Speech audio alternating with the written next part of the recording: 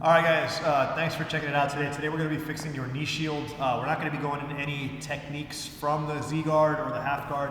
Instead, we're just going to be talking about the knee shield in general, give you a couple of cool tips to be able to learn how to frame a little bit more effectively, as well as start to set up your attacks. Before we get there, however, be sure to check out a copy of my free book. It's in the description links, the White Belt Survival Guide. Download it to your phone, click the link, download it to your phone, especially if you are a brand new jiu-jitsu practitioner who is having problems with everything, right? This should be able to help you out and kind of roadmap the rest of your journey for the rest of the way. So yeah, we're gonna get to the Z-guard right now. Oh, also, before we continue, be sure to like and subscribe, leave a comment if you like the video. Help me get this out to more people. I'm gonna talk about the Z-guard, okay? So, just kind of here from the Z-guard position, I generally play to my right side, so we'll get to, Bryson will get to my right side here. The Z-guard here, the knee shield rather, so essentially this is a really versatile position, and the thing that a lot of people will do here is that they'll just they just use the knee as a frame or a shield, quite literally, but not actually know how to use this knee shield, okay? So one of the big things here is that if you encounter the knee shield, right, you want to be able to learn how to put pressure on the knee shield in order to start passing the guard. Now, I'll go over that in just a second, but one of the big common problems is people, and I'll address this first, and I think it's the most important, people get the knee a little bit too low. And if Bryson just starts to lean and put all of his weight on my knee here, then I've got no knee shield in the first place, right? So you got to learn how to start using your knee shield. Now, let's just talk about a few of the common ways people are going to try to escape. First of all, people are going to try to pass. So first of all, when I encounter the knee shield, I like bringing my body forward. And what's going to end up happening is as I bring my body forward, I start to put a lot of pressure on Bryson's glute and his leg. Okay, so it's just a matter of time from this position. He's going to start moving. I think today was leg day for Bryson, so he's unable to keep this. He's unable to keep this knee shield just because I'm moving into it. So one big mistake when you're passing the knee shield is hanging out on this plane. If you're looking at the camera, I'm not really passing this line, so Bryson's free to start using his knee shield however he wants. So I always, whenever I'm putting pressure on my partner or pressure on the knee shield, I always want to start making my partner uncomfortable. My back arm here controls the hip, this arm here controls the knee, and then from this position we can start collapsing that knee shield, pummeling the leg, and going into our passes. One of the other things that can be done from this position is just kind of bringing the arm in, right, pummeling, and then kind of working a more traditional weave pass. Other situations include just kind of working almost like a quasi long step where you switch into a half guard position. And then of course you have your long step pass towards the outside, okay? So we'll get into all of that, but for right now let's just talk about how you can use a knee shield to better frame in the guard position, okay? So I learned this concept from Marcelo Garcia a long time ago, or maybe it was one of his black belts, I forget. But you always want to point your frames at the thing that is pointing towards you, okay? So if Bryce is trying to pass and he has his left shoulder pointed towards me here, then I want to use my knee shield and my frame against this part of the shoulder here, okay?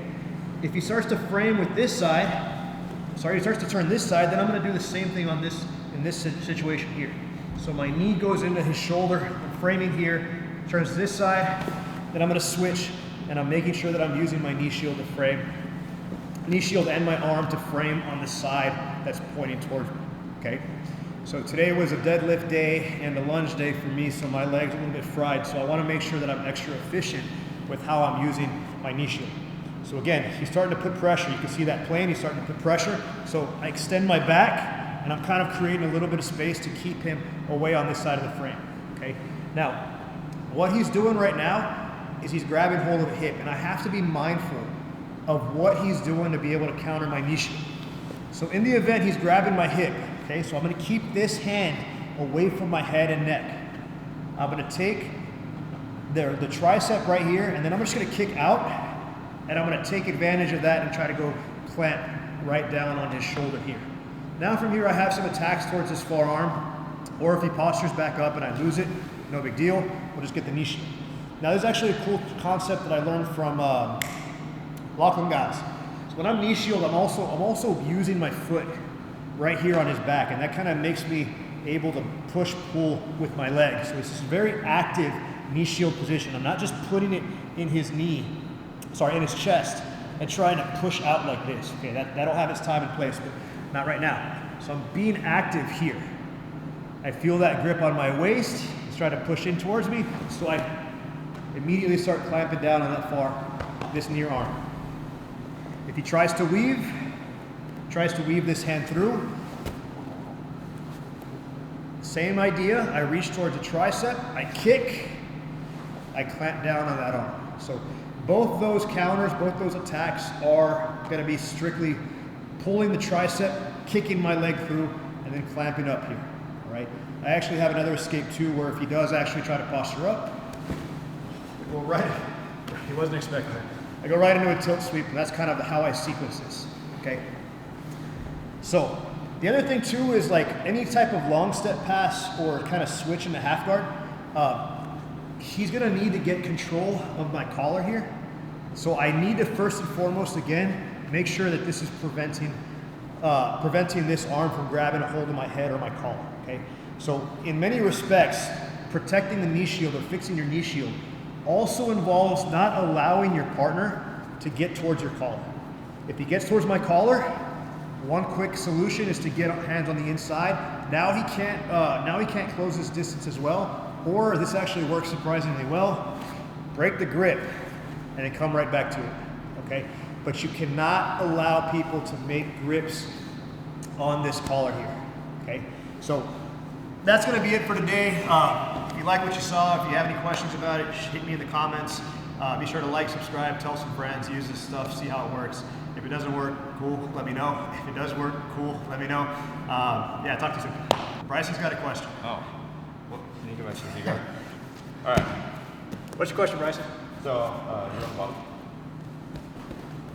So a lot of times instead of passing here, just pick them up and get the elbow. Okay.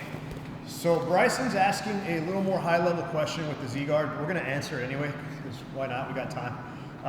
So Bryson's saying that a lot of times what will happen here is person will pick up the knee and try to drive in this direction to get this leg back in front, okay? So this is where things get a little trickier, especially with the more advanced opponent, right? So keep in mind I'm here, right? Personally, when people try to grab my leg here, I'll always try to break the grip. But in the event that he's just got a good grip and he already starts to move in here, now we have to start working